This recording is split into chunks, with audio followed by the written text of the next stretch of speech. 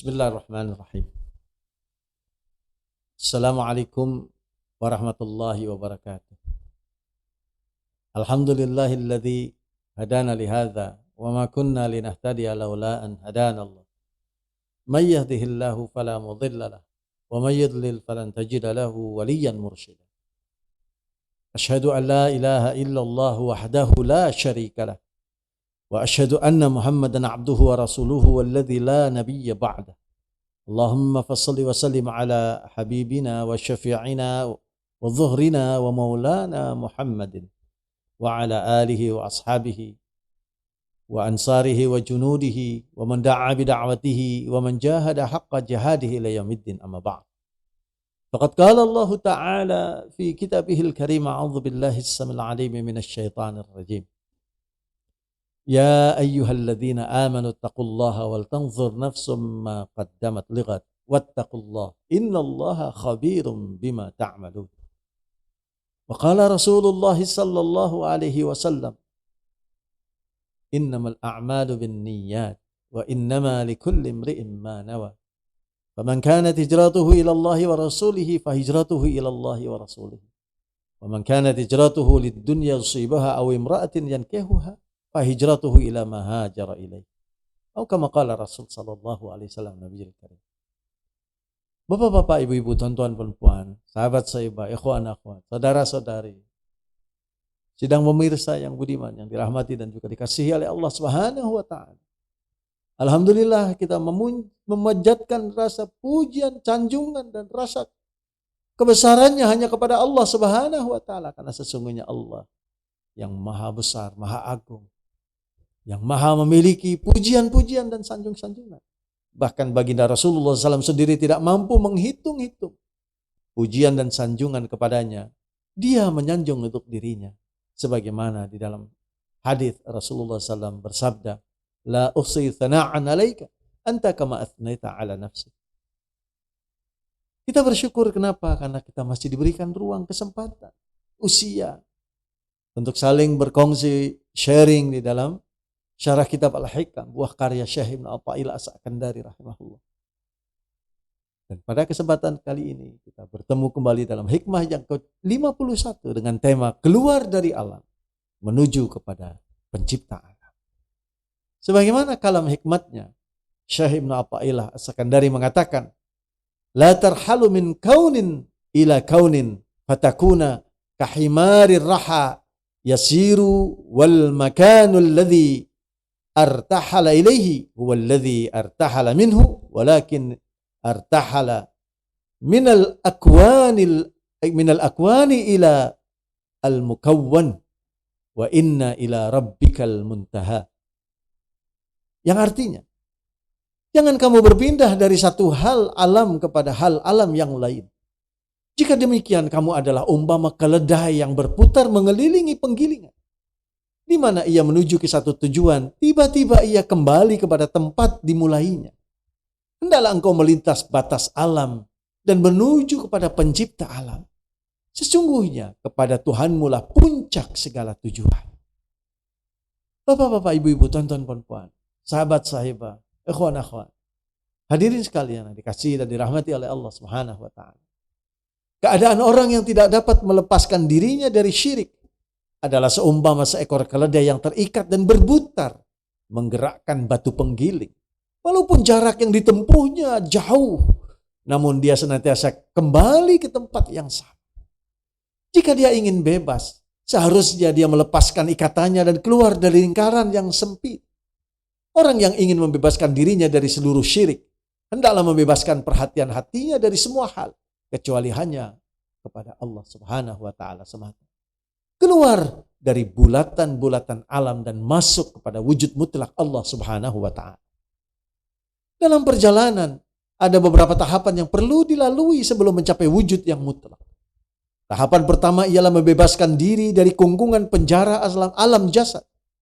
Penjara alam jasad ialah hawa nafsu. Di dalam penjara hawa nafsu ini tersedia berbagai hidangan yang lezat, seperti kekuasaan, kemegahan, kemuliaan, puji-pujian, ujub, riya, sum'ah, tamak, dengki, dan lain sebagainya. Jika mau melepaskan diri dari penjara tersebut, hendaklah berpuasa dari semua makanan yang dihidangkan. Jangan mau diajak berbicara tentang makanan tersebut karena akan mendatangkan selera. Sembunyikan selera dan lapar walaupun perut lapar bergelora. Sambutlah setiap hidangannya dengan menggelengkan kepala dan palingkan muka ke arah yang lain. Apabila makanannya tidak dijamah, hawa nafsu tidak mempunyai kekuatan lagi untuk memenjarakan seseorang itu. Bebaslah dia keluar dari penjara tersebut. Sebagaimana Allah Subhanahu wa taala berfirman di dalam surah An-Nazi'at ayat yang ke-40. Wa amma man khaffa maqama rabbih wa nahan nafsa 'anil hawa. Yang artinya, dan adapun orang-orang yang takut kepada kebesaran Tuhannya dan menahan diri dari keinginan hawa nafsunya. Di dalam ayat yang lain surah Al-An'am ayat yang ke-56 Allah Subhanahu wa taala berfirman, "Qul inni nuhitu an a'budal ladzi tad'una min dunillah qul la attabi'u ahwa'akum qad dhalaltu idza wa ma ana minal muhtadin." Yang artinya, katakanlah ya Muhammad kepada umatmu, sesungguhnya aku dilarang menyembah kepada Tuhan-Tuhan yang kamu sembah selain hanya Allah. Katakanlah, aku tidak akan mengikuti hawa nafsumu. Sesungguhnya tersesatlah aku jika berbuat demikian.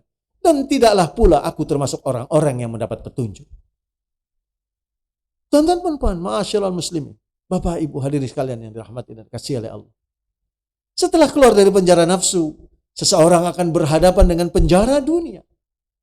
Penjara dunia memamerkan segala jenis keindahan dan kesenangan yang menjanjikan keabadian.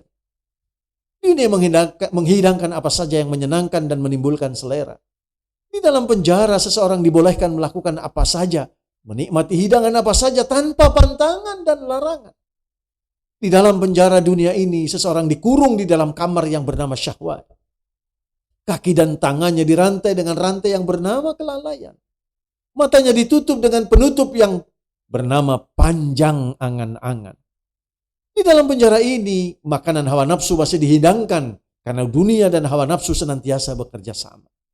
Oleh karena itu, setelah berpuasa dari hidangan hawa nafsu, seseorang perlu mendapatkan alat untuk memutuskan rantai yang mengikatnya dan merobohkan dinding penjara tersebut. Alatnya adalah mengingat mati dan fitnah setelah kematian. Inilah alat yang dapat membebaskan seseorang dari penjara dunia. Sebagaimana firman Allah Subhanahu wa taala di dalam surah Ali Imran ayat yang ke-14. A'udzubillahi minasyaitonir rajim. Zuyyina lin-nasi hubbus syahawati minan nisa'i wal banin wal qanatiril muqantarati minadh dhahabi wal fiddati wal khailil musawwamati wal an'ami wal harth. Dzalika mata'ul hayatid dunya wallahu 'indahu husnul ma'ab. Yang artinya, dijadikan indah di dalam pandangan manusia kecintaannya kepada apa-apa yang diingininya, yaitu wanita-wanita, anak-anak, harta yang banyak dari jenis emas, perak, kuda pilihan, binatang-binatang ternak dan juga sawah ladang. Itulah kesenangan hidup di dunia, dan di sisi Allah lah tempat kembali yang baik.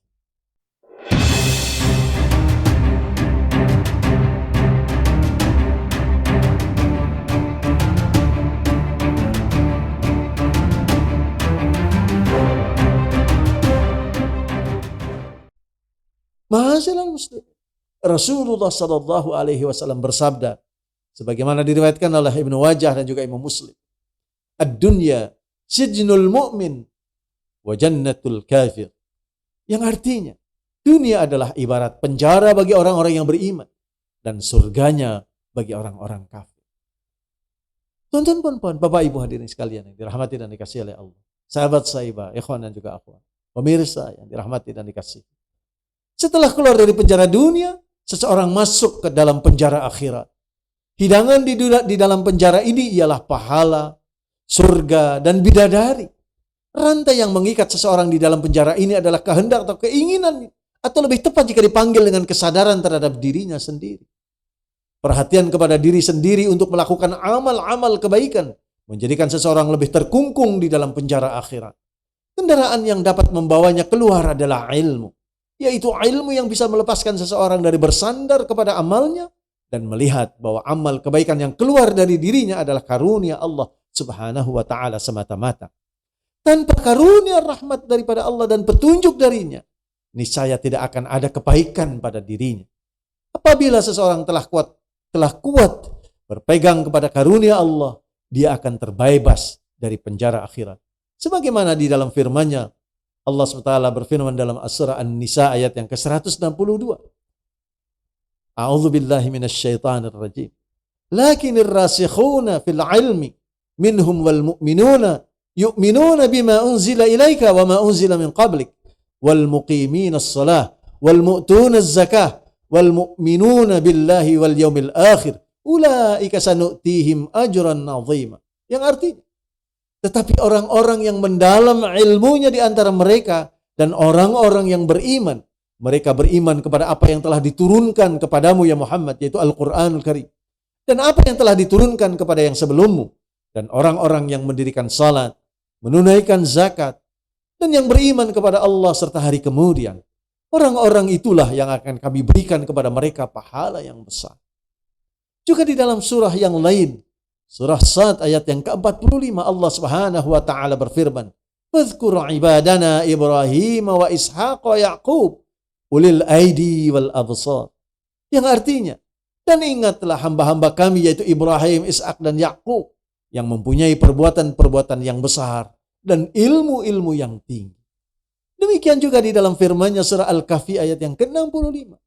Allah Subhanahu wa taala berfirman, "Wajada 'abdan min 'ibadina atainahu rahmatan min 'indina wa 'allamnahu min ladunna 'ilma." Yang artinya, lalu mereka bertemu dengan seorang hamba di antara hamba-hamba kami yang telah kami berikan kepadanya rahmat dari sisi kami dan yang telah kami ajarkan kepadanya ilmu dari sisi kami. Bapak Ibu hadirin sekalian, tuan-tuan, puan-puan, akhwat, ikhwan, sahabat dan sahibah yang dikasihi dan dirahmati oleh Allah Subhanahu wa taala. Setelah selamat dari penjara akhirat, seseorang akan masuk ke dalam penjara alam malaikat, yaitu penjara alam maujud yang terakhir. Hidangan di dalam penjara ini adalah kedekatan dan kemuliaan di sisi Allah SWT. Rantai pengikatnya adalah sisa-sisa kehendak diri sendiri dan kesadaran terhadap diri sendiri untuk menerima karunia Allah. Pada tahapan ini perlu dihapuskan semua kehendak diri, cita-cita, angan-angan, harapan, hajat, pikiran, dan segala apa saja yang maujud. Apabila kefanaan dari semua yang maujud ini dicapai, maka dia dapat keluar dari penjara alam malaikat. Setelah berhasil dari semua penjara alam, seseorang itu akan masuk ke dalam penjara ilmu Allah Subhanahu wa taala. Ilmu Allah Subhanahu wa taala bukanlah alam, tetapi adalah hal ketuhanan itu sendiri. Hidangan di dalam penjara ini adalah rahasia yang gaib-gaib tentang hukum Allah SWT di dalam alam. Dalam suasana ilmu Allah Subhanahu wa taala inilah dapat dilihat pengaturan ilahi yang menggerakkan alam maya dan semua kejadian yang terjadi di dalamnya. Oleh karena itu ilmu Allah Subhanahu wa taala sangat luas dan tiada batasnya. Maka penjaranya juga tidak ada batas. Siapa yang asyik dengan berbagai ilmu yang terdapat di dalamnya akan terpenjara selama-lamanya di sini. Karena seandainya ilmu Allah SWT mau dikaji, niscaya seseorang itu akan mati terlebih dahulu sebelum sempat mengkaji walau sebesar zarah sekalipun daripada ilmu Allah Subhanahu wa taala. Seseorang yang mau lepas dari penjara ini hendaklah menjadikan ilmu sebagai kendaraan, bukan sebagai tujuan. Ilmu bukanlah mahkota untuk dijunjung, tetapi ia adalah alat untuk berjalan. Apabila ilmu diperlakukan dengan adil, yaitu meletakkan pada tempat yang sepatutnya baginya, maka seseorang dapat bebas dari tawanannya. Sebagaimana firman Allah di dalam surah Al-Hajj ayat yang ke-8. A'udzu billahi minasyaitonir rajim. Wa minan nasi may yujadilu fillahi bighairi ilmin wala hudaw wala kitabim munir. Yang artinya, dan di antara manusia ada orang-orang yang membantah tentang Allah tanpa ilmu pengetahuan, tanpa petunjuk, dan tanpa kitab wahyu yang bercahaya. Demikian juga di dalam ayat yang lain, surah Al-Kahfi, ayat yang ke-91, Allah Subhanahu wa taala berfirman, "Kadzalika wa qad ahatna bima ladaihi hubra." Yang artinya, demikianlah dan sesungguhnya ilmu kami meliputi segala apa yang ada padanya. Demikian juga di dalam surah Taha ayat yang ke-110, Allah SWT berfirman, "Ya'lamu ma baina aydihim wa ma khalfahum wa la yuhituna bihi 'ilma." Yang artinya, dia mengetahui apa yang ada di hadapan mereka dan apa yang ada di belakang mereka. Sedang ilmu mereka tidak dapat meliputi ilmunya. Bila keluar dari penjara ilmu, diri akan masuk ke dalam penjara ma'rifat.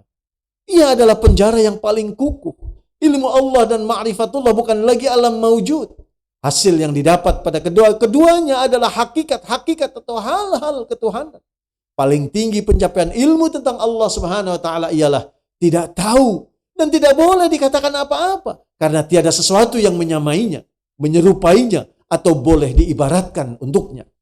Pada martabat ma'rifat, setinggi-tinggi pencapaiannya ialah zat dirinya tidak bisa diketahui oleh sesiapapun. Dia kini adalah sebagaimana dia dahulu. Bahkan tidak ada kini dan dahulu padanya. Dalam satu doa baginda Rasulullah SAW mengajarkan kepada kita satu kalimat. Allahumma antal awwalu falaysa qablaka syai' wa antal akhiru falaysa ba'daka syai' wa antal zahiru falaysa fawqaka syai' wa antal batinu falaysa dunaka syai'. Yang artinya, ya Allah, Engkaulah Tuhan yang awal, maka tidak ada sesuatu pun yang mendahuluimu. Ya Allah, Engkaulah Tuhan yang akhir, maka tiada sesuatu pun yang setelahmu. Ya Allah, Engkaulah Tuhan yang zahir, maka tiada sesuatu pun yang lebih sabar dari sesuatu pun yang menutupimu.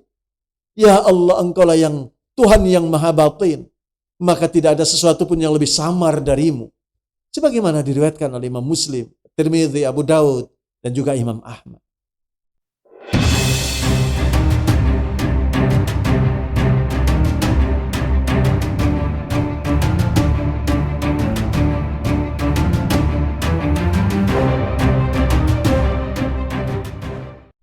Bapak Ibu hadirin sekalian, tuan-tuan perempuan, ikhwan akhwat, sahabat sahibah, hadirin yang dirahmati dan dikasihi oleh Allah Subhanahu wa taala. Percobaan untuk mengenali diri Allah SWT lebih dari itu adalah sia-sia. Jika dicoba juga maka hasilnya adalah tidak ada sesuatu yang akan didapati. Siapa yang sampai pada maqam ma'rifat yang sedemikian, janganlah tinggal terpenjara di dalamnya. Keluarlah dari ma'rifat, barulah bisa sampai ke hadirat zat Allah Subhanahu wa taala. Sebagaimana di dalam firman-Nya, fa in tawallaw faqul hasbiyallah la ilaha illa huwa alaihi tawakkaltu wa huwa rabbul arsyil azim. Yang artinya, jika mereka berpaling dari keimanan, maka katakanlah, cukuplah Allah bagiku. Tidak ada Tuhan yang selain Dia. Hanya kepadanya aku bertawakal. Dan Dia adalah Tuhan yang memiliki arsy yang agung. Sebagaimana surah At-Taubah ayat yang ke-129. Demikian juga di dalam surah Najm ayat yang ke-25. Allah Subhanahu wa ta'ala berfirman. Falillahil akhirah wal ula. Yang artinya, tidak. Maka hanya bagi Allah lah kehidupan akhirat dan kehidupan dunia. Tuan-tuan, Bapak Ibu, ma'asyiral muslimin sekalian yang dirahmati Allah. Baginda Rasulullah sallallahu alaihi wasallam bersabda, "Thalathun man kunna fihi wajada halawatal iman, an yakuna Allah wa rasuluhu ahabba ilaihi mimma siwahuma, wa an yuhibbal mar'a la yuhibbuhu illa lillah, wa an yakrahu an ya'uda fil kufri kama yakrahu ayyuqdhafa bihi finnar." Yang artinya, 3 hal barang siapa yang memilikinya akan merasakan manisnya iman, yaitu Allah dan Rasulnya lebih dicintai daripada yang selain daripada keduanya. Mencintai seseorang karena Allah Subhanahu wa ta'ala dan benci kembali kepada kekufuran, sebagaimana ia tidak suka kalau dilemparkan ke dalam neraka. Sebagaimana diriwayatkan oleh Imam Bukhari dan juga Ibnu Majah. Masyaallah muslimin, Bapak Ibu, tuan-tuan perempuan, sahabat sahibah, ikhwan akhwat, saudara-saudari yang dikasihi dan dirahmati oleh Allah. Tajrid atau meninggalkan segala keseluruhan dari semua hal di atas adalah syarat untuk bertemu dengan zat Allah. Seseorang hendaklah melepaskan ilmu pengetahuannya, amal perbuatannya, ma'rifatnya, sifat-sifatnya, namanya, dan semua informasi-informasi. Sehingga dengan demikian dia bertemu dengan Allah SWT dengan seorang diri tanpa sembarang bekal, tanpa sembarang pengantar-pengantar. Dia hendaklah melihat tibanya hidayah dan kemurahan Allah SWT bukan hasil daripada amal dan ilmunya sendiri. Tinggalkan segala-galanya dan masuklah ke hadirat Allah Subhanahu wa taala. Bagaimana mungkin berbuat demikian? Allah Subhanahu wa taala berfirman di dalam surah Al-Isra ayat yang ke-85. A'udzubillahi minasyaitonir rajim. Wa yas'alunaka 'anir ruh.